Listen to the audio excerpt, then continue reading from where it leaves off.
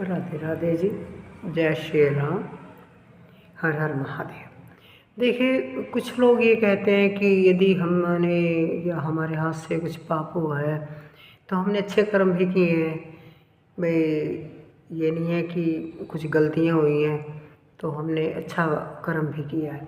लेकिन देखिए, आपने चाहे भले कितना भी अच्छा कर्म क्यों ना किया हो, आपने कितना भी दान पुण्य भंडारा दिया हो, संतों को दान दिया हो, किसी को भी दिया हो, गरीबों की हेल्प की हो, लेकिन जो आपने हाथ से कुछ भी ऐसे कर्म हुए हैं जो आपको नहीं करने चाहिए, उनका दंड तो आपको अवश्य मिलेगा।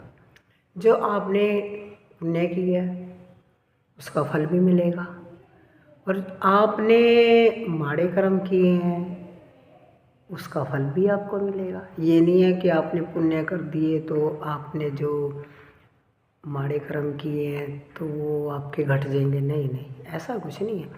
उनका फल आपको, अगर आप पुण्य करोगे, अगर पुण्य का फल डबल है या 4 गुना है, तो पाप का फल आप हिसाब लगा लीजिए कि कितना गुणा पाप का आपको भागीदार होंगे। आप ये लगा लिए 10 गुना लगा के चल लीजिए, तो कितना आपको पाप का भागीदार हो आप। मैं ये कहूँगी कि आप अच्छे कर्म कीजिए।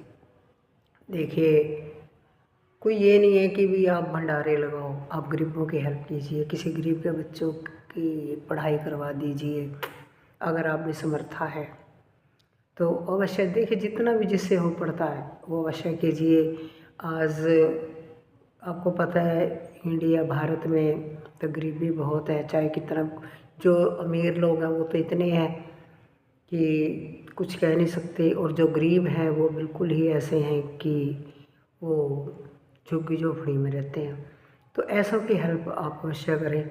अगर आपके पास बन पड़ता है जितना भी, आप गरीबों की हेल्प अवश्य कीजिए। देखिए, एक बच्चे की यदि आप फीस भरेंगे स्कूल में, एक बच्चे का ख्याल रखेंगे या उसके माँ बाप को बोलेंगे कि इसका भी हम खर्चा देंगे स्कूल का जो भी है, तो विश्वास कीजिए आपको कितनी दुआएं मिलेंगी, और कितनी दुआएं भगवान की तरफ से मिलेंगी। माँ बाप दें ना दें, लेकिन ऊपर वाले की तरफ से आपको अवश्य मिलेंगी। तो देखिएगा, गौ माता की सेवा कीजिएगा, अपने बड़ों का आदर सम्मान कीजिएगा, माँ बाप की इज्जत कीजिएगा, माँ बाप का मान सम्मान